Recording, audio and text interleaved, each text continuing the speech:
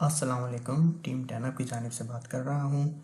आज हम पढ़ेंगे कि हम ट्रेंड लाइन के थ्रू आइडेंटिफाई ट्रेंड किस तरह से करेंगे, मतलब कि हम कैसे जानें कि किस वक्त हम अप ट्रेंड में हैं, किस वक्त हम डाउन ट्रेंड में हैं।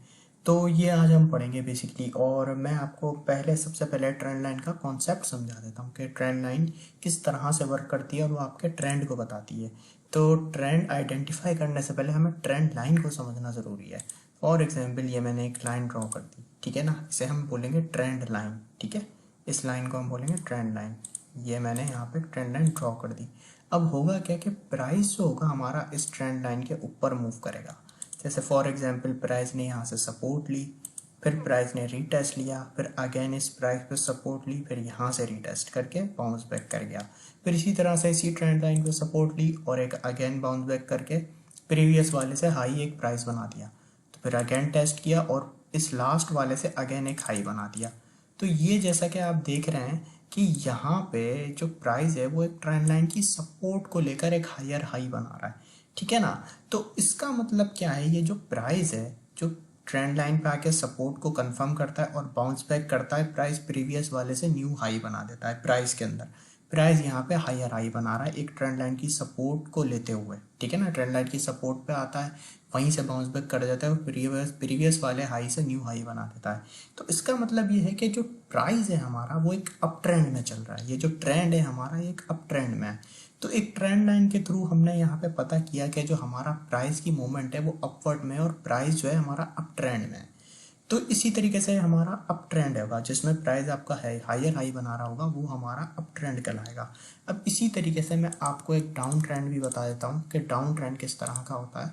फॉर एग्जाम्पल ये एक मैंने ट्रेंड लाइन मार्क कर दी रेजिस्टेंस में। वो लाइन जो थी प्रीवियस वाली जिसमें प्राइस हायर हाई बना रहा था, उसमें हमें सपोर्ट मिल रही थी उस ट्रेंड लाइन पे। अब ये जो मैंने ट्रेंड रेजिस्टेंस ट्रेंड लाइन बनाई है, इसके अंदर क्या होगा, प्राइस मुझे यहाँ पे रेजिस्टेंस देगी और मैं यहाँ पे लोअर लो बनाता जाऊँगा इस तरह से। और ये प्राइस मुझे, ये जो ट्रेंड लाइन है रेजिस्टेंस वाली, ये मुझे ब्रेक नहीं करने देगी प्राइस को। तो यहाँ पे क्या होगा कि प्राइस आएगा, रिजेक्शन ले लेगा, फिर यहाँ से बाउंस बैक करके इस तरह से वापस इस ट्रेंड लाइन को टेस्ट करता करता लोअर लो बनाता जाएगा। अब यहाँ पे क्या हो रहा है कि जो प्राइस है इस ट्रेंड लाइन से हमें ये पता चल रहा है, जो प्राइस है इस ट्रेंड लाइन के पास आके रिजेक्शन ले रहा है बार बार।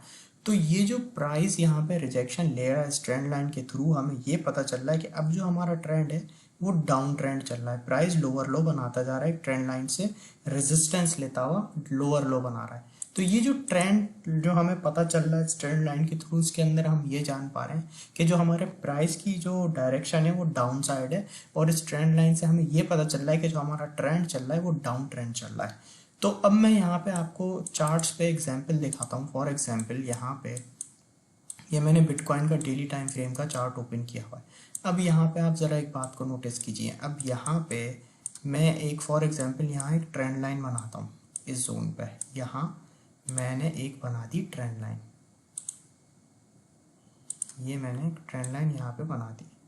अब यहाँ पे क्या हो रहा है कि अच्छा, किसी भी ट्रेंड लाइन के वैलिड होने के लिए उसका 2 बार प्राइस का टेस्ट होना उस पर इम्पोर्टेंट है। अगर वो 2 बार प्राइस उस पर ट्रेंड लाइन पे टेस्ट हो जाता है तो वो हमारी एक वैलिड ट्रेंड लाइन कहलाएगी, ठीक है ना। अब जैसे कि यहाँ पे मैं देखता हूँ कि इस जोन पे जैसे यहाँ पे एक बार टेस्ट किया प्राइस ने, फिर यहाँ पे सेकंड टाइम टेस्ट किया, यहाँ पे ऑलमोस्ट इसी ट्रेंड लाइन के पास प्राइस आया, फिर यहाँ पे थर्ड टाइम टेस्ट किया, फोर्थ टाइम टेस्ट किया। तो इससे ही मेरी एक ट्रेंड लाइन पता चल गई कि ये मेरी एक वैलिड ट्रेंड लाइन है। तो यहाँ पे मेरी एक ट्रेंड लाइन के ऊपर देखें आप, प्राइस ने सपोर्ट ली, यहाँ पे सपोर्ट ली, हायर हाई बनाया, फिर यहाँ पे सपोर्ट ली, दूसरा हायर हाई बना दिया। तो प्राइस कंटिन्यू अप ट्रेंड में हायर हाई बना रहा है और इस ट्रेंड लाइन पे सपोर्ट लेके बाउंस बैक करके एक न्यू हायर हाई बना रहा है। तो ये जो मेरा प्राइस है ये एक अप ट्रेंड में है। तो अब अगर मैं इसे कैलकुलेट करके बताऊँ यहाँ पे, तो मेरा प्राइस अगर मैं इस ट्रेंड लाइन के सपोर्ट यहाँ से मैं अगर कैलकुलेट करूँ टाइम पीरियड यहाँ तक का, तो यहाँ पे मुझे पता चलता है कि भाई प्राइस 80 डेज तक अप ट्रेंड में था। इस जोन के अंदर मैं कह सकता हूँ कि भाई प्राइस जो है मेरा वो अप ट्रेंड में चल रहा है। इसको मैं डेली टाइम फ्रेम के अंदर देख रहा हूँ। तो इसी तरीके से ये हमारा जो ट्रेंड था वो अप ट्रेंड था। अब यहाँ पे मैं आपको डाउन ट्रेंड भी दिखा देता हूँ। अब यहाँ पे आप ज़रा और कीजिएगा। अब यहाँ पे मैंने एक, ये जो मैंने ट्रेंड लाइन बनाई थी ये मैंने सपोर्ट ट्रेंड लाइन बनाई थी। अब यहाँ पे मैं एक रेजिस्टेंस ट्रेंड लाइन बनाता हूँ। अब यहाँ पे आप देखें कि यहाँ प्राइस आया, रिजेक्शन ली, ड्रॉप, फिर यहाँ इसी रेजिस्टेंस ट्रेंड लाइन के पास आया, प्राइस ने रिजेक्शन ली, ड्रॉप। फिर यहाँ पे अगेन इस ट्रेंड लाइन के पास आया, रिजेक्शन ली और यहाँ पे तक ड्रॉप हो गया। फिर यहाँ से इसने 4 टाइम अपनी इस ट्रेंड लाइन को ब्रेक किया है। तो ये जो हमारी रेजिस्टेंस ट्रेंड लाइन है, जब तक प्राइस इसके नीचे है तो हम ये कह सकते हैं कि भाई हम एक डाउन ट्रेंड में हैं, ठीक है। और अगर मैं यहाँ पे इसको आपको टाइम कैलकुलेट करके बताऊँ तो ऑलमोस्ट हम यहाँ पे 113 डेज तक डाउन ट्रेंड में थे, यानी जो प्राइस था 113 डेज तक इस ट्रेंड लाइन के रेजिस्टेंस ट्रेंड लाइन के नीचे ट्रेड हो रहा था। तो ये हमारी एक रेजिस्टेंट ट्रेंड लाइन थी जिसमें हम ये कह सकते हैं भाई हम 113 डेज तक डाउन ट्रेंड में थे। तो ये हम इस तरीके से ट्रेंड को आइडेंटिफाई करते हैं ट्रेंड लाइन के थ्रू। आई होप आपको ये लेक्चर क्लियर होगा। Thank you so much.